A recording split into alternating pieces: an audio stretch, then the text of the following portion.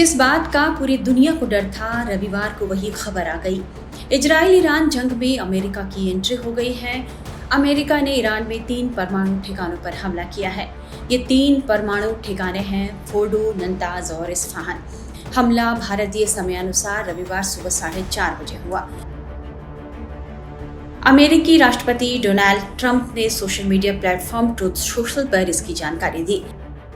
Iran पर America का यह हमला तब हुआ जब ईरान इजरायल युद्ध करीब 10वें दिन में प्रवेश कर रहा है।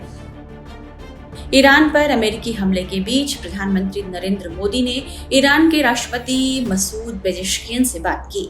पीएम मोदी ने मध्य पूर्व में बढ़ते तनाव के बीच तत्काल तनाव कम करने, बातचीत और कूटनीति का आह्वान किया है। पीएम मोदी ने एक्स पर एक पोस्ट में यह लिखा है कि उन्होंने ईरान के राष्ट्रपति मसूद पेजेश्कियन से बात की है और मौजूदा स्थिति के बारे में चर्चा की। साथ ही हाल ही में हुई तनातनी पर भी गहरी चिंता व्यक्त की गई। आगे बढ़ने और क्षेत्रीय शांति, सुरक्षा और स्थिरता की जल्द बहाली के लिए तत्काल तनाव कम करने, बातचीत और कूटनीति के लिए अपना आह्वान पीएम मोदी ने दोहराया है। मीडिया रिपोर्ट्स के मुताबिक ईरानी राष्ट्रपति ने प्रधानमंत्री मोदी को मौजूदा स्थिति के बारे में विस्तार से जानकारी दी है। पीएम मोदी और ईरान के राष्ट्रपति के बीच करीब 45 मिनट तक की बातचीत हुई है। ईरानी राष्ट्रपति ने भारत को क्षेत्रीय शांति, सुरक्षा और स्थिरता को बढ़ावा देने वाला मित्र और साझेदार बताया है। ईरान इजरायल युद्ध के बीच ईरानी परमाणु संयंत्रों पर अमेरिकी हमले पर भारत की प्रतिक्रिया भी आई है। भारत ने सधे शब्दों में कहा है कि संवाद और कूटनीति से समस्याओं का हल निकाला जाना चाहिए। भारत के वाणिज्य मंत्री पीयूष गोयल से जब रविवार को संवाददाताओं ने इस पर सवाल पूछा तो उन्होंने क्या कहा, ये सुनिए। माननीय प्रधानमंत्री जी निरंतर इस सोच के रहे हैं कि युद्ध मार्ग नहीं है समस्याओं के समाधान का।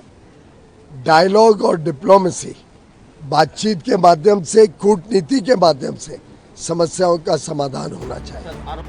अमेरिका के ईरान पर हमले के बाद अब इस लड़ाई ने कौन सी शक्ल अख्तियार कर ली है, इसे हम रक्षा विशेषज्ञ से समझते हैं।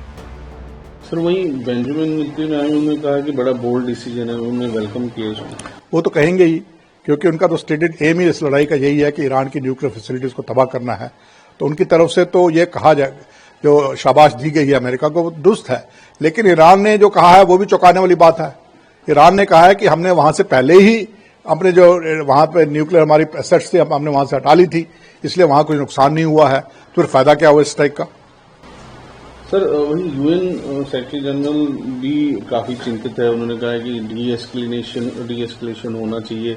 ये काफी डेंजरस हुआ जो भी यूएस ने किया। UN has become an ineffective body. एक बिल्कुल ही यूनाइटेड जो संयुक्त राष्ट्र है वो एक इनइफेक्टिव बॉडी बन चुकी है। अमेरिका संयुक्त राष्ट्र की सुनता नहीं है। अमेरिका अपनी मर्जी चलाता है और जब अमेरिका कुछ करता है तो संयुक्त राष्ट्र भी चुप हो जाता है। तो इसलिए इनके बयानात पर ज्यादा ध्यान नहीं देना चाहिए। इंडिया को कितना असर हुआ है इस सारे? देखिए, इंडिया चाहता है कि ये लड़ाई दोनों देश मिलकर सुलझाएं और जल्द से जल्द जो खत्म होनी चाहिए। इंडिया नहीं चाहता कि किसी के दबाव में आकर लड़ाई खत्म की जाए। तो इसलिए भारत का जो मौकिफ है, भारत का जो स्टांस है, बिल्कुल साफ है। भारत उसको भी दृढ़ है। लेकिन जो हालात बन रहे हैं, जिनसे तेल की कीमतें बढ़ने वाली हैं और स्थिरता जो बढ़ रही है दुनिया के अंदर, उससे निश्चित है कि बाकी देशों की तरह भारत भी चिंतित होगा। तो क्या लगता है कि एस्केलेशन होगा?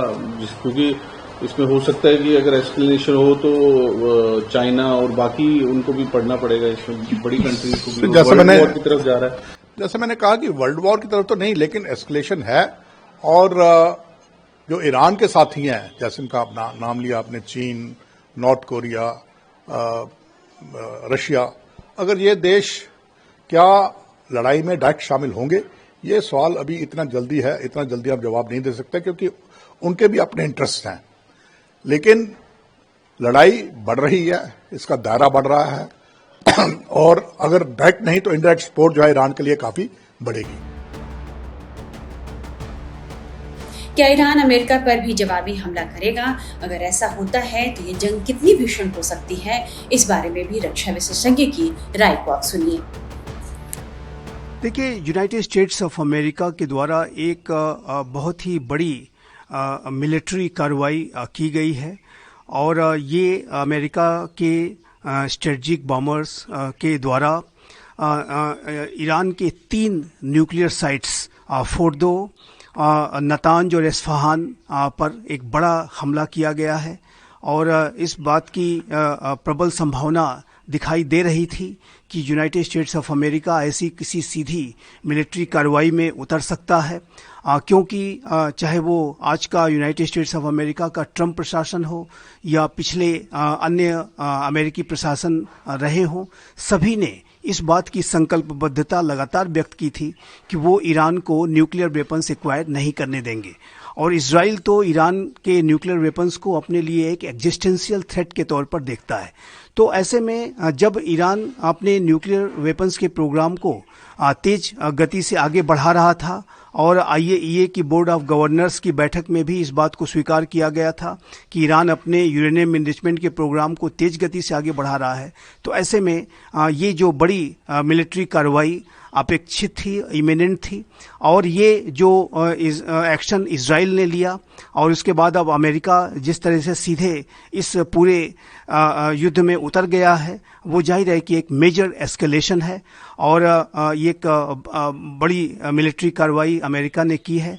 और मेरे असेसमेंट के मुताबिक ईरान इसे जरूर रिस्पॉन्ड करेगा, लेकिन जो ईरान को जाहिर है कि इस इजरायली और अमेरिकन एक्शन से एक बहुत ही बड़ा डिवास्टेटिंग ब्लो उसे झेलना पड़ा है, एक उसे विनाशकारी क्षति उठानी पड़ी है। और ईरान के जो डीप अंडरग्राउंड जो न्यूक्लियर फैसिलिटीज़ हैं वो इस हमले में बड़े तरीके से उसको क्षति पहुंची है, स्पष्ट है। और वो जो विशेष रूप से जो फोर्डो का जो सबसे महत्वपूर्ण न्यूक्लियर साइट थी, वो ऐसी रिपोर्ट्स हैं कि वो तबाह हुई है। और अन्य जो न्यूक्लियर साइट्स चाहे वो नतांज हो चाहे इस्फहान हो, उसको भी अमेरिका ने विनाशकारी क्षति उस पर पहुंचाई है। तो ये इस पूरे इजराइल ईरान के बीच का जो युद्ध चल रहा था उसका एक मेजर एस्केलेशन है और अमेरिका की इस पूरे युद्ध में एंट्री ने इस पूरे युद्ध के स्वरूप को और भी बड़ा कर दिया है। ईरान इसे जरूर रिस्पॉन्ड करने की कोशिश करेगा, लेकिन मेरा ऐसा मानना है कि यदि ईरान ने कोई और भी बड़े कदम उठाए इजराइल के ऊपर या अमेरिका के बेसिस के ऊपर, अगर ईरान ने कोई बड़ा एक्शन लिया, तो फिर आने वाले समय में अमेरिका और इजराइल संयुक्त रूप से ईरान के ऊपर फिर से कोई बड़ी कार्रवाई कर सकते हैं, और जो कि ईरान के लिए और भी ज़्यादा घातक साबित हो सकता है।